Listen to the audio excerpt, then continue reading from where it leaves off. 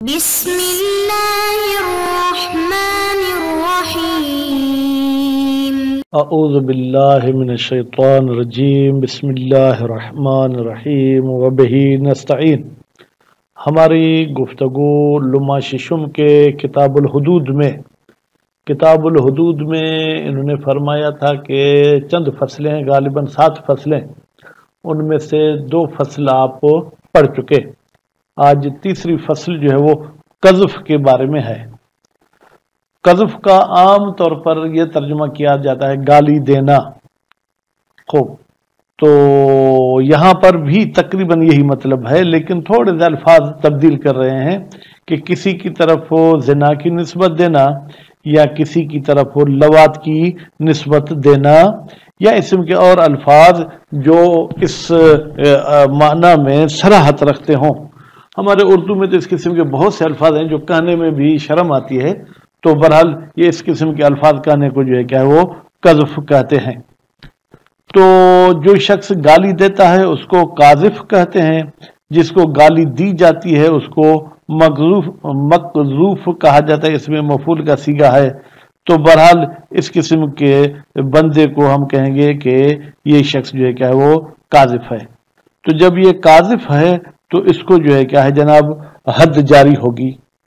اچھا، کبھی گالی تو بظاہر ایک بندے کو دیتا ہے، لیکن حقیقت میں اس کی ماں کو دیتا ہے۔ جا تمہاری ماں کو ایسے، تمہاری بہن کو ایسے، تمہاری بیٹی کو ایسے، تمہاری بیوی کو ایسے، اب کیا ہوگا؟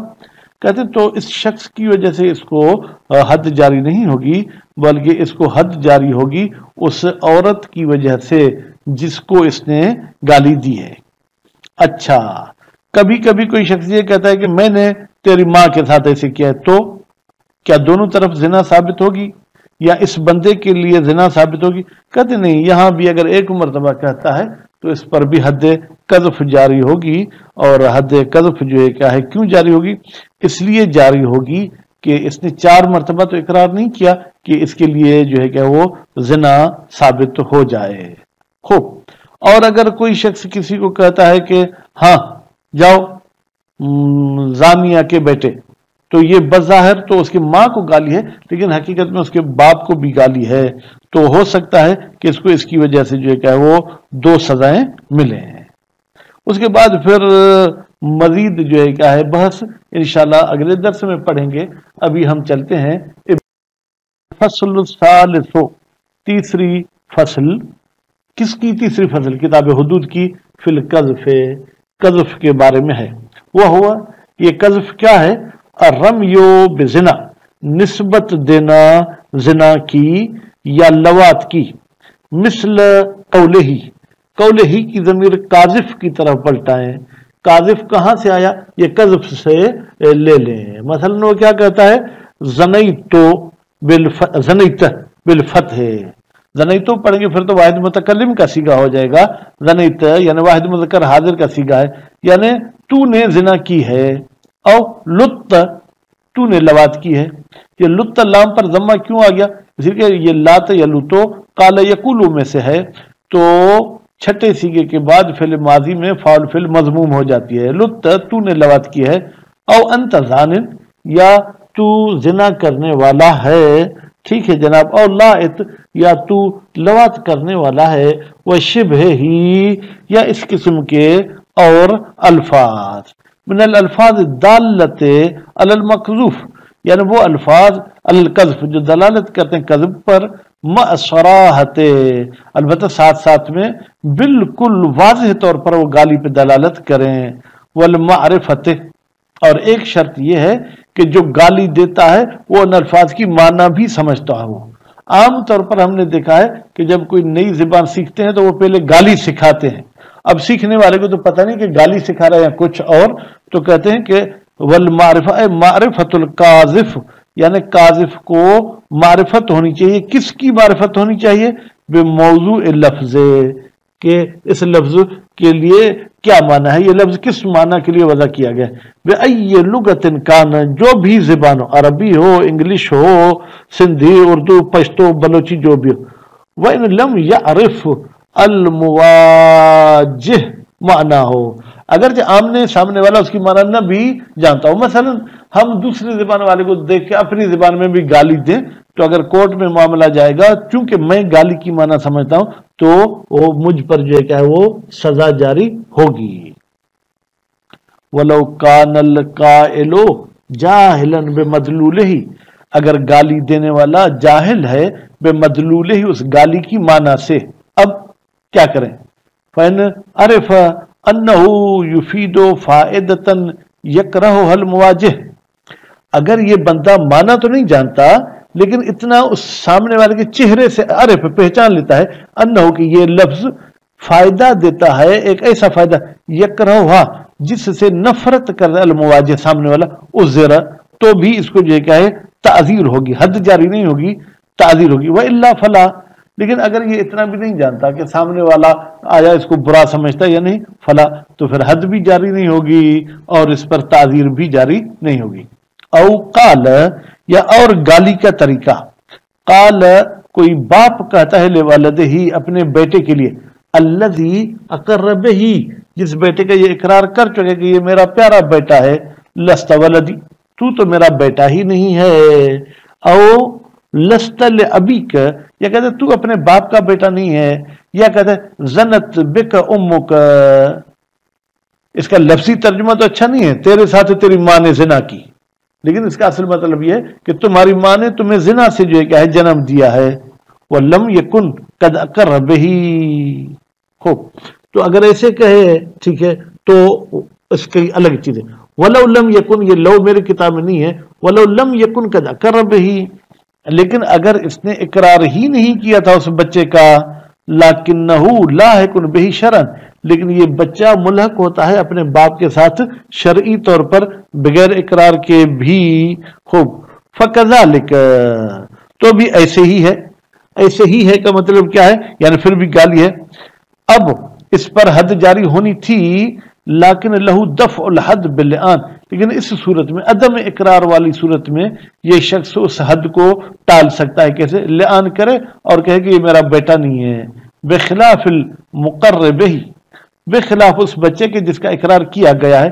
فإنہ بے تحقیق یہ اقرار شدہ بچہ لا ينتفی یہ منتفی نہیں ہوگا مطلقہ.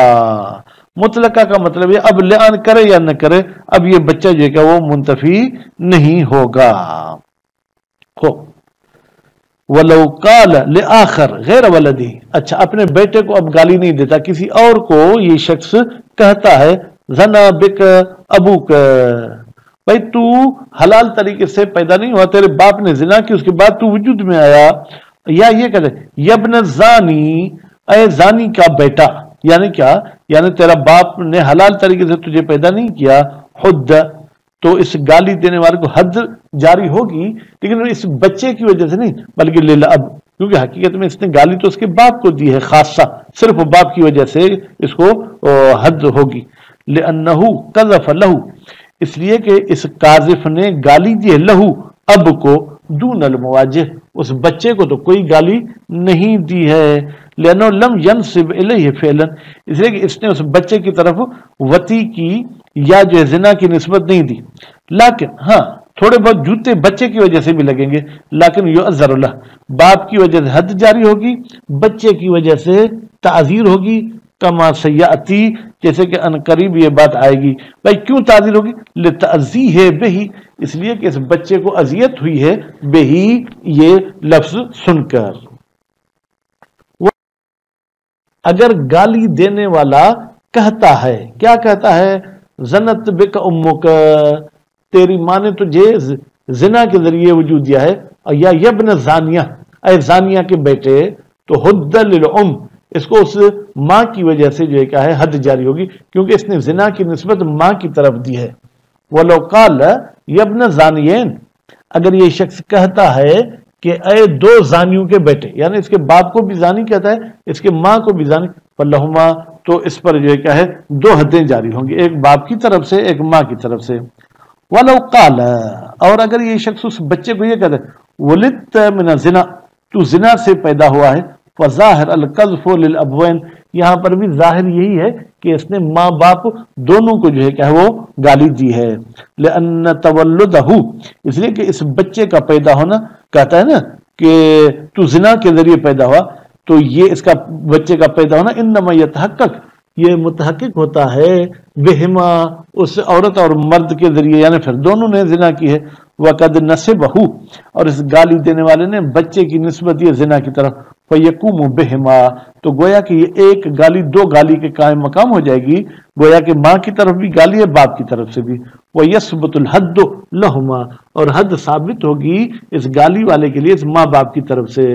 ولأنہ ظاہر عرفاً، اور دوسری بات یہ کہ بھائی یہ جو زنا کی نسبت یہ تو یہ دونوں کی طرف ہوگی، ظاہراً یہ عرف میں یہی ہے.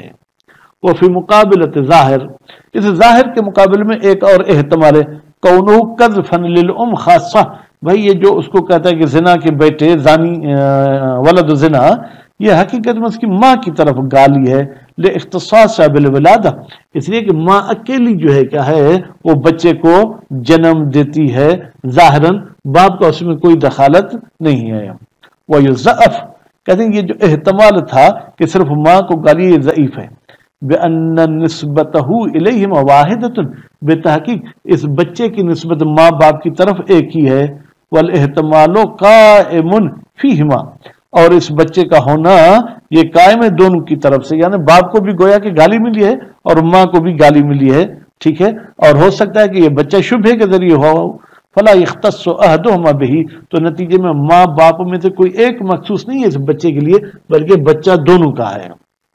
وربما قیل بانتفاعہ لہما، اور یہ بھی کہا گیا ہے کہ بھائی بانتفاعہ، یعنی یہ جو حد ہے یہ منتفی ہو جائے گی، ٹھیک ہے، کسی ایک کی طرف سے بھی نہیں لگے گی. کیوں؟